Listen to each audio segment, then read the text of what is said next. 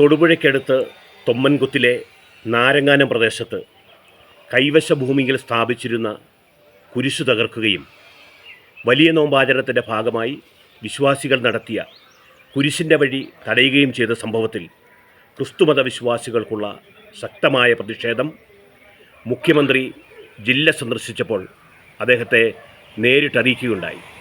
എന്നാൽ ഇക്കാര്യത്തിൽ മുഖ്യമന്ത്രി മൗനം പാലിച്ചു. പൊതുസമ്മേളനത്തിൽ ഒരക്ഷരം പോലും ഇത് സംബന്ധിച്ച് പരാമർശിച്ചിട്ടില്ല എന്നുള്ളത് ജനങ്ങൾക്കിടയിൽ ഈ ഗവൺമെൻറ്റിൻ്റെ ശോഭ കെടുത്തും വിധമുള്ള വലിയ അവമതിപ്പിന് ഇടയാക്കിയിട്ടുണ്ട്.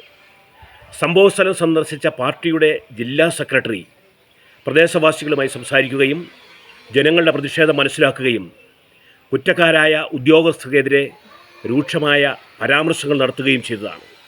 ജില്ലാ സെക്രട്ടറി തീർച്ചയായും ഇക്കാര്യം മുഖ്യമന്ത്രിയെ ധരിപ്പിച്ചിട്ടുണ്ട് എന്നാണ് ഞങ്ങൾ കരുതുന്നത്. എന്നിട്ടും മുഖ്യമന്ത്രി മൗനം പാലിച്ചതിലെ ദുരൂഹത വലിയ ആശങ്കയ്ക്ക് ഇടവരുത്തിയിട്ടുണ്ട്. ഇതിനു മുമ്പ് നിരവധി സ്ഥലങ്ങളിൽ ഇത്തരം കുരിശുകൾ നശിപ്പിച്ച സംഭവങ്ങളുണ്ടായിട്ടുണ്ട്.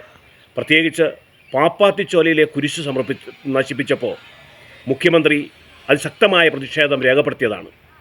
ഗവൺമെൻറ്റുമായി കൂടിയാലോചിക്കാതെ ഉദ്യോഗസ്ഥർ നടത്തുന്ന ഇത്തരം ഹീനമായ പ്രവർത്തനങ്ങൾ അത് ഗവൺമെൻറ്റിനെ സാരമായി ബാധിക്കുമെന്ന് അദ്ദേഹം പറഞ്ഞു വച്ചിട്ടുള്ളതാണ്. നാരങ്ങാനത്തെ കുരിശ് തകർത്ത സംഭവത്തിൽ കുറ്റക്കാർക്കെതിരെ ശക്തമായ നടപടി സ്വീകരിക്കുവാൻ സർക്കാർ തയ്യാറാകണം. ജനവിശ്വാസം ആർജിക്കുവാൻ അത് ഉപകരിക്കും എന്ന് ഓർമ്മിപ്പിക്കുകയാണ്.